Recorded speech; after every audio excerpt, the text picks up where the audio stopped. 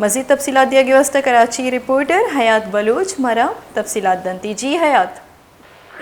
जी बेनिश, बिल्कुल बिजली और गैस की लोड शेडिंग के खिलाफ लियारी के मकीनों का एहतजाज जारी है।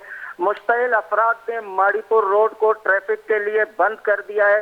एहतजाज के बायस सड़क पर ट्रैफिक की रवानी मुअत्तल है। मुजाहिरीन में खवातीन की बड़ी तादाद भी शरीक है। मुजाहिरीन ने प्ले कार्ड उठा रखे हैं। गैस दो बिजली दो के नारे दर्ज हैं।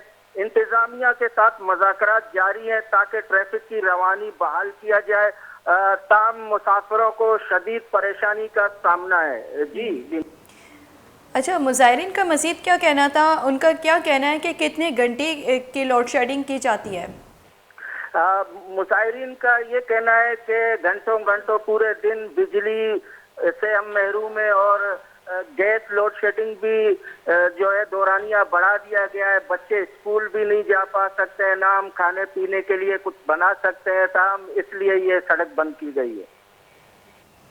बहुत शुक्रिया हयात बलूच तफसीलात देने के लिए।